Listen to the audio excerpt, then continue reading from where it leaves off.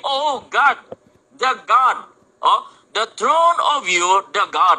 Hindi the throne of you, oh God. Maling translation. Yan, sana po, napansin nila. Ho trono so, ho Dios. Ano sa English yun? The throne of you, the God.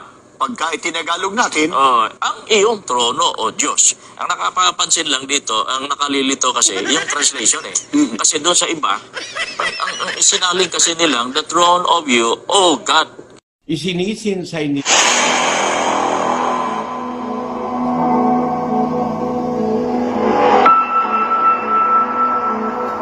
Paano sasawayin? 1.13 ng Tito.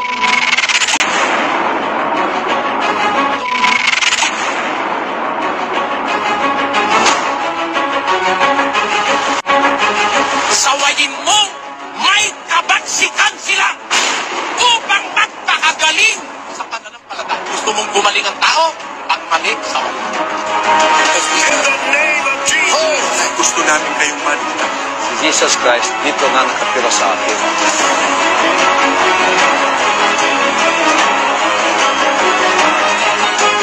Ang pagmamahal sa kapwa, pati yung nasa labas ng iglesia nila, pinakikialam ang hatulan. Sa Biblia, ang sabi ni Pablo, sa labas, Diyos ang humahatol! Pag walang kukontra sa mali, lahat ng tao maniniwala sa mali.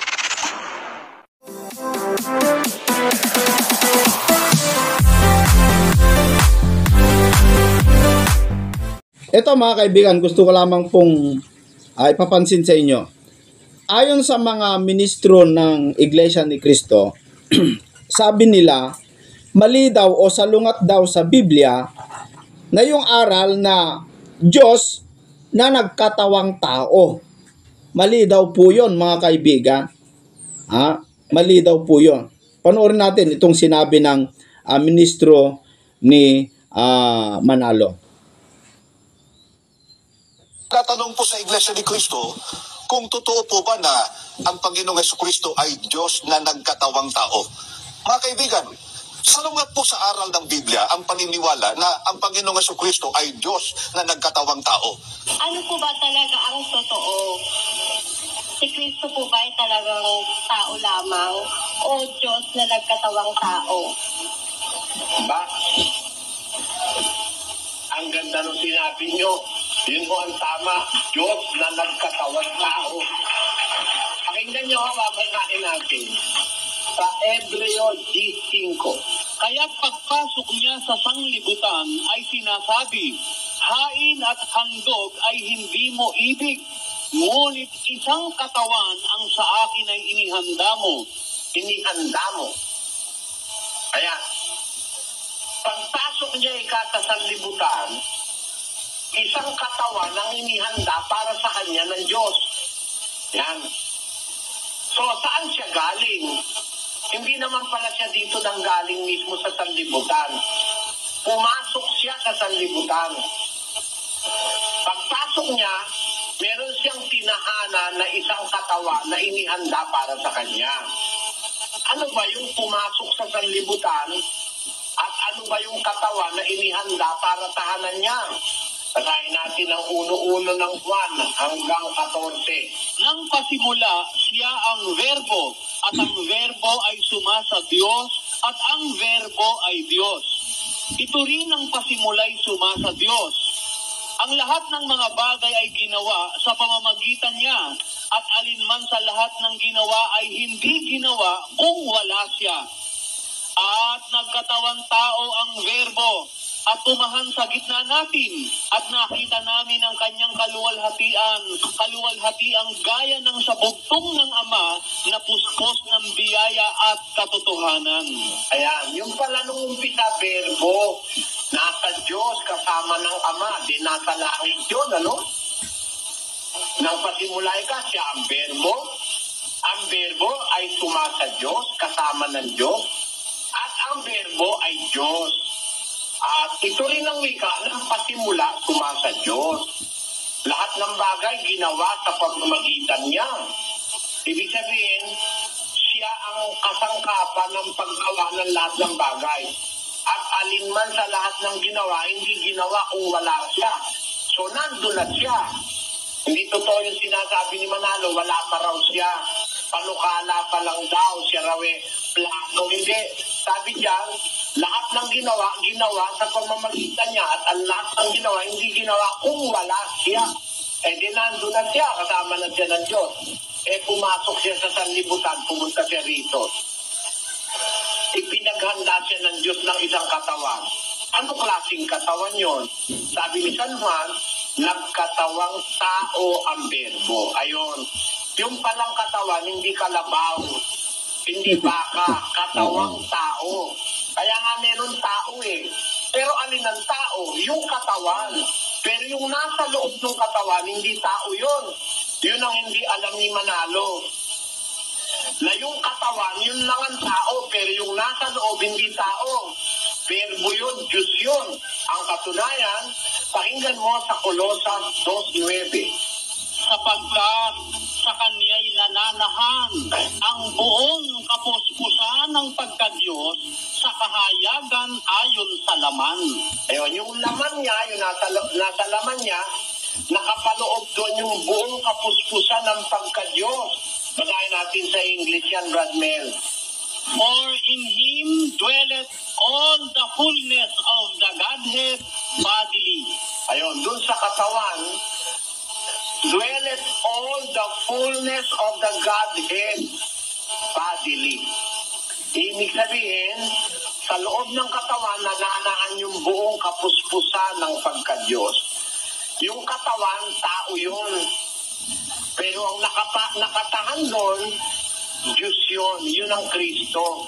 Kaya yung Kristo, nagkatawang tao. Hindi siya talaga tao, nagkatawang tao siya. Nagkaroon siya ng earthly body, ang tawag sa Biblia, kahayagan sa laman. Basahin natin ang unang Timoteo 3:16. At walang pagtatalo, dakila ang hiwaga ng pagka-Diyos. Yaong nahayag sa laman, Ayan, yung nahayag sa laman, yung pagka-Diyos niya, ang kanyang pagka-Diyos, dakila ang hiwaga. Yaw na ikang nahayag sa laman, pinapaging banal sa Espiritu, nakita ng mga anghel, ipinangaral sa mga bansa, sinampalatayanan sa sanlibutan, tinanggap sa itaas sa kaluwalhatian. Di ba yan si Kristo? Dakila ang hiwaga ng kanyang pagka-Diyos. Mahiwaga pala pagka-Diyos ni Kristo. Kaya hindi naintindihan ni Felix Manalo at saka ni Ranyo Manalo at lahat ng Manalo. Hindi nila naintindihan. Dakila kasi ang hiwaga ng kanyang pagka-Diyos. Nahayag siya sa laman. Hindi siya laman. He was manifested in the flesh. Basahin natin sa English Bible. and without controversy, great is the mystery of godliness. God was manifest in the flesh, justified in the spirit, seen of angels, preached unto the Gentiles, believed on in the world, received up into glory. Di ba si Kristo yan? Without controversy, hindi dapat pinagtatalunan yan. Yung hiwaga na yan eh. Great is the mystery of godliness. God was manifest in the flesh, ang Diyos ay nahayag sa laman. Pinapaging banal sa Espiritu, justified in the Spirit, seen of angels, preached unto the Gentiles, believed on in the world, received up into glory. Si Kristo yan. Diyos yan, kapatid. Hindi yan tao. Nagkatawang tao. Iba yung nagkatawang tao sa tao. Paano ka magkakatawang tao kung tao ka na talaga? Ikaw nga, kapatid, sabihin ko, si kapatid, nagkatawang tao. Eh, tao ka naman talaga. Baka magalit ka sa akin. Ba't mo sasabihin ka, nagkatawang tao o bakit baboy pa ako o ayos pa ako? Hindi. Tao ka talaga, kaya hindi ka na pwedeng magkatawang tao. Eh, si Kristo, kaya nagkatawang tao, Diyos kasi yun. Natanong po sa Iglesia ni Cristo, kung totoo po ba na ang Panginoong Jesucristo ay Diyos na nagkatawang tao? Ayan po, malinaw po mga kaibigan. At huwag mo munang patayin, huwag ka munang aalis. Pakinggan mo muna ito, no? Gusto kong ipapansin sa iyo ito, mga kaibigan, na si Kristo, naniniwala ko, hindi talaga tao eh. Hindi talaga tao yon, mga kaibigan. Bakit? Bakit? Sabi naman, iisa lang ang Diyos at mayroon ding isang tagapamagitan sa Diyos at sa mga tao. O di taong-tao talaga. Yun po yung komento nila sa atin eh. May nag-comment kasi sa atin na ganyan eh. Nasabi niya, alinaw eh. Binasa niya yung 1 Timothy chapter 2 verse 5 na iisa lang daw ang tao ay ang Diyos at mayroon ding isang tagapamagitan sa Diyos at sa tao, si taong Kristo Jesus. Pinaliwanag naman ni Brother Eli, malinaw naman, na kung bakit siya nagkatawang tao, kung bakit siya tao, kasi kailangan yung kanyang katawan bilang handog ng mga kasalanan. So, malinaw na po yan, mga kaibigan. Ano yung patunay ko na talagang ang Diyos si Kristo? Pinapatunayan ito ni Juan Bautista. Sabi po dito sa Juan 1:22, si Juan po ang nagsabi dito, mga kaibigan. Sabi niya, sinabi nga nila sa kanya, tinanong si Juan Bautista. Sino ka baga, sabi nila kay Juan Bautista, upang ibigay namin ang kasagutan sa nangagsugo sa amin? Ano ang sinasabi mo tungkol sa iyong sarili? Sagot ni Juan Bautista, sinabi niya, ako ang tinig ng isang humihiyaw sa ilang. Tuwirin ninyo ang daan ng Panginoon, gaya ng sinabi ng Propeta Isayas.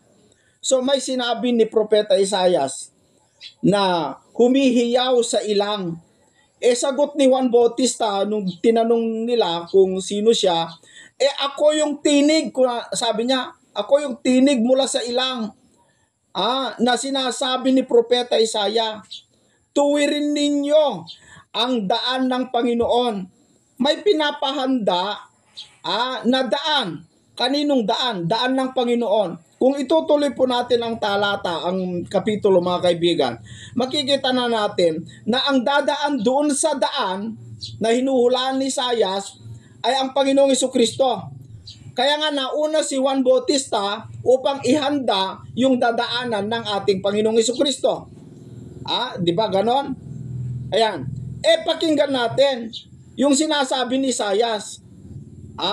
Ano po yung sinabi ni Isayas tungkol kay Juan Bautista? Dito po sa kapitulo 40 sa versikulo 3. Sabi niya, ang tinig ng isang sumisigaw. Ano yung tinig ng isang sumisigaw sa ilang? Na ayon kay Juan Bautista ay siya yon. Ito yung tinig niya. Ihanda ninyo sa ilang ang daan ng Panginoon. Para sa Panginoon. Pantayin ninyo sa ilang ang lansangan para sa ating Diyos. Para kanino yung pinapahanda ni Juan? Para sa Panginoon. Sinong Panginoon? Para sa ating Diyos. Diyos pala yung dadaan doon sa pinapahanda ni Juan Bautista. Tapos sabi ng mga iglesia ni Kristo, hindi, tao lang siya. Maliwanag Diyos po, para sa Panginoon Diyos. Para sa ating Panginoon. Sinong Panginoon? Para sa ating Diyos. Yung Diyos na yon na dadaan doon sa daan na pinapantay ni Juan, yung daan na inihahanda ni Juan, si Kristo po ang dadaan doon. Diyos po siya. Yun po yung Diyos na nahayag sa laman. Doon sa binasa ni kapatid na Eli sa 1 Timothy chapter 3 verse 16 na nahayag sa laman, walang pagtatalo. Dakila ang hiwaga ng pagka-Diyos. Yung nahayag sa laman. Walang iba naman kundi si Kristo yun mga kaibigan. Kaya yung sabi ng mga ministro na salungat daw sa Biblia na sabihin na yung Diyos ay nagkatawang tao. Ba't salungat? Biblia nga nagsasabi Biblia nga nagsasabi Sabi ni Juan, ihanda ninyo ang sa ilang.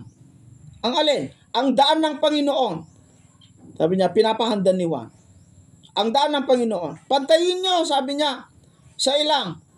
Ang alin? Ang lansangan para sa ating Diyos. Para pala sa Diyos yun. Nakita natin, kung atin pong titignan yung hula, ay naganap kay Juan, at inamin naman ni Juan, mga kaibigan, na siya ngayon, mga kapatid, yung nasa hula, sabi ni Juan ay, sinabi niya, ako ang tinig ng isang humihiyaw sa ilang. At tuwirin ninyo ang daan ng Panginoon. Gaya ng sinabi ng propeta Isaiah. Inamin ni Juan ako yung tinig doon sa sinabi ni Isaias, sabi niya. Pinapahanda yung daan ng Panginoon. Daan ng ating Panginoong Hesus Kristo na sabi doon sa Isaias, para sa ating Diyos. Yun yung Diyos na nahayag sa laman. Yun yung Diyos na nahayag sa laman. Mga kaibigan. Malinaw Meron pang hulan ni Isaias Dito po sa Isaias 9:6, napakaraming talata na sinasabi na si Kristo ay hindi talaga tao dati, kundi siya ay nagkatawang tao. Sapagkat sa atin, sabi ni Isaias, ay ipinanganak ang isang bata. Wala naman ibang naipanganak na bata kundi si Kristo Sa atin ay ibinigay ang isang anak na lalaki. Sino yung ibinigay? Na isang batang lalaki. At ang pamamahala, yung batang lalaki, ang pamamahala ay maaatang sa kanyang balikat. So iniatang daw sa kanya yung pamamahala. Si Kristo yan At ang kanyang pangalan ay tatawaging kamangha-mangha. Yan.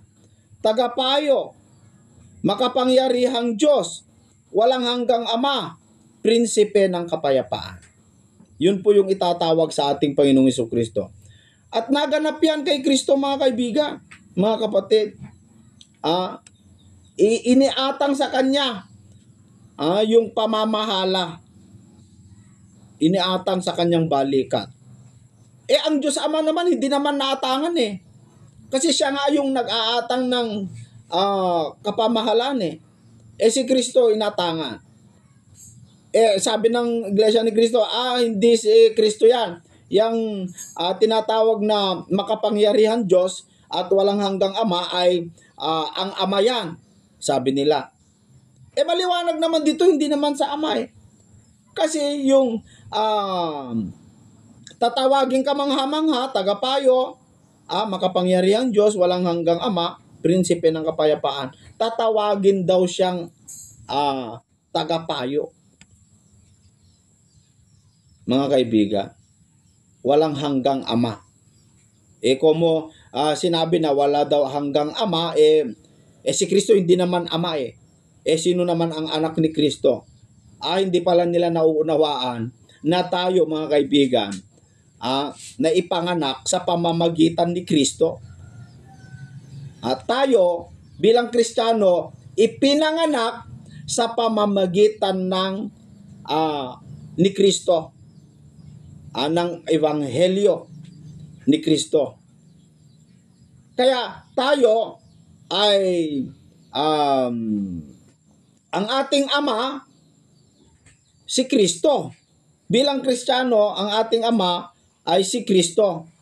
Kasi sabi po ni Apostol Pablo, mga kaibigan, dito po sa libro ng Korinto, ganito po ang sinasabi. Sapagkat, bagaman, sabi dito, mangagkaroon kayo ng 10,000 mga guro kay Kristo. Wala kayong maraming mga ama, wala tayong maraming mga ama. Kasi isa lang ang ating Ama. Bakit? Sapagkat kayo kay Kristo Jesus, ipinanganak ko kayo sa pamamagitan ng Ebanghelyo. So, naipanganak tayo bilang isang Kristiyano sa pamamagitan ng Ebanghelyo. Eh, sino ang Ama natin? Si Kristo. Si Kristo po. Kaya nga, tatawagin siyang kamangha-mangha, tagapayo, walang hanggang Ama, Diyos na makapangyarihan. Yan ang iniatang sa ating Panginoong Jesucristo. Kaya hindi po siya tao, mga kaibigan. Diyos siya. Maraming patunay sa Biblia. Maraming patunay. Bakit dun sa unang Timoteo 2:5 sinabi ni Pablo tao? Dahil nagkatawang tao. Bakit siya tao? Dapat tanungin mo sa sarili mo, bakit siya tao? Kasi kailangan na magkatawang tao siya para mamagitan. Dahil ang kailangan para sa kabayaran ng kasalanan ay mayroon pong maihandog, maialay, na yun po ay ang buhay, dugo ng ating Panginoong Jesucristo. Kaya kailangan niyang magkatawang tao. Kaya naging tao siya. Ang katunayan pa, mga kaibigan, ang totoo, ang tao po galing sa alabok. 3:19 ng Henesis. Sa pawis ng iyong mukha ay kakain ka ng tinapay, sabi niya. Hanggang sa ikaw ay mauuwi sa lupa sapagkat diyan ka kinuha. Sapagkat ikaw ay alabok at sa alabok ka uuwi. Ang tao po pala kapag namamatay, babalik sa alabok dahil sa alabok siya nanggaling. Si Kristo, nanggaling ba sa alabok, mga kaibigan? Para sa alabok din siya uuwi katulad ng tao? Basahin natin. Dito po sa Juan 13:3. Si Jesus, sapagkat alastas na ibinigay na ng Ama ang lahat ng mga bagay sa kanyang mga kamay. Iniatang Ito yung hinulaan ni Isaias na inatangan Inatangan. At siya'y nanggaling sa Diyos at sa Diyos din paroroon. Galing sa Diyos Hindi bumalik sa lupa, sa alabok. Kasi galing siya sa Diyos. Ang katunayan, yung kanyang katawan kasi hindi galing sa alabok. Mga kaibigan. Sino tutol? Na yung katawang tao ni Kristo ay galing sa alabok. Yung katawang tao ni Kristo hindi galing sa alabok. Sa Diyos nga galing Inihanda ng Diyos Ama. Yun. Hindi po yun galing sa alabok. Kasi ang tao na galing sa alabok siya uuwi. Pero si Kristo, como ang Diyos Ama ang naghanda, hindi galing sa alabok, kundi nang galing sa Diyos. Kaya nga nung namatay galing sa Diyos, sa Diyos din paroroon. Kasi si Kristo, hindi po nabuo gaya ng pagkabuo ng tao. Nabuo po si Kristo sa pamamagitan ng Espiritu Santo. Walang sperm at walang egg cell. Kundi si Kristo po ay nabuo sa pamamagitan ng Espiritu Santo. Yung kanyang katawan hindi galing sa lupa. Inihanda ng Diyos yun bilang handog at kabayaran ng ating mga kasalanan. Maraming salamat po, mga kaibigan. Sana po ay nakita natin ang katotohanan. Itong sinasabi po ng mga iglesia ni Kristo ay hindi po ito, mga kaibigan. Walang matibay na batayan sa Biblia yung ganyang aral, no? Hindi tayo tutol na tao yung katawan ni Kristo kasi tao naman talaga sinabi ng Biblia Pero talaga bang tao? Hindi. Nagkatawang tao. At yung katawan na yon, nakitulad lang sa tao yung katawan na yon. Hindi talaga tao yon, nakitulad sa tao. Nakigaya. Yung tao na yon, nakigaya sa tao. Maraming salamat, mga kaibigan. Hindi, oh God, the God. The throne of you, the God. Hindi the throne of you, oh God. Maling translation. Yan, sana po napansin nila. Ho trono so, ho Dios. Ano sa English yun? The throne of you, the God. Pagka itinagalog natin, Ang iyong trono o Diyos. Ang nakapapansin lang dito, ang nakalilito kasi, yung translation eh. Kasi doon sa iba, ang isinaling kasi nilang, the throne of you, oh God. Isinisinsay nila sa kanilang sariling ikapapahamak. Sino po ang mga taong ito? Anong klase ng tao? Itong mga hindi makakaunawa at binabaluktot ang salita ng Diyos sa Biblia. Gawain pala yon ng mga hindi nakakaunawa. Kaya hindi naman nakakaunawa, masasamang tao.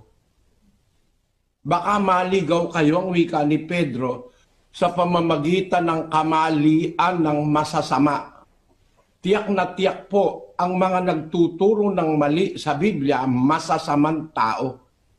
Yan yung hinuhulaan ni Propeta Daniel na yung masasama na yan, hindi talaga yan makakaunawa. Ano man ang gawin pagbabasa ng Biblia, hindi mauunawa ito ng mga taong masasama. Kaya, kung hindi naunawa, ililis siya. Na ang sabi doon sa versikulo 16, isinisinsay ng mga di nakakaunawa.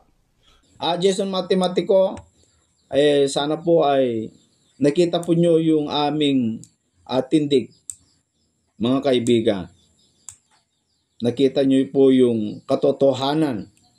Pero kahit hindi na, sana man lang may mga miyembro po ng Iglesia ni Cristo. Kasi malapit na po ang wakas, mga kapatid.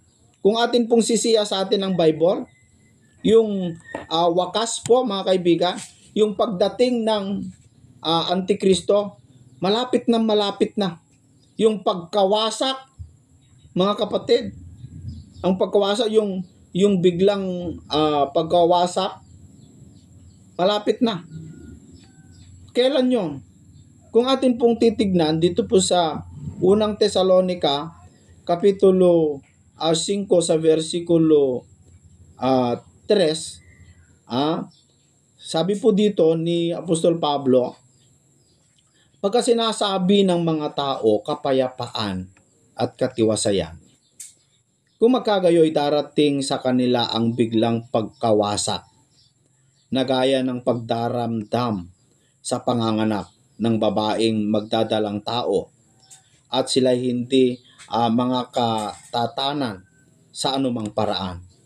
Sabi po dito, kapag sinasabi daw ng mga tao na kapayapaan, katiwasayan, kasi pagod na tao yung mga digmaan na nagaganap, yung mga hirap na, yung kahirapan sa ng mga mahihirap, na pinapahirapan po kasi itong mga tarantadong mga politiko na buklis, mga kaibigan, mga alimatik, mga buwaya. Sana man lang ay magising po kayo, mga tarantado kayo, mga politikong magnanakaw. Kayo yung linta. Ano ba Tagalog ng alimatik? Kayo yung sumisip-sip ng dugo ng mga mahihirap. Kayo yung pumapatay. Kayo mga senador. Di bale, wala akong pinapangalanan. Kung matamaan ka, ikaw na yan. Yung mga congressman na mga magnanakaw, yung pansarili lang tinitignan. Hirap na po ang tao. Yung mga nagaganap na digmaan, buti kung yung mga nagpapatayan, yung mga pinuno sa ibang mga bansa, ang nadadamay dyan, yung mga taong inosente, nawawalan ng bahay, namamatayan. Naghihirap na po ang tao. Kaya ang hiling nila, sabi na po sa Pablo, pagka sinasabi ng mga tao kapayapaan at katiwasayan, Kapag humihingi na po ng mga tao, sana po tumigil na magkaroon ng kapayapaan at katiwasayan. Pagod na. Maghanda ka kung ganyan ang isinisigaw ng mga tao. Kasi, sabi dito, pagka sinasabi ng mga tao, kapayapaan at katiwasayan, kung magkagayoy darating sa kanila ang biglang pagkawasak.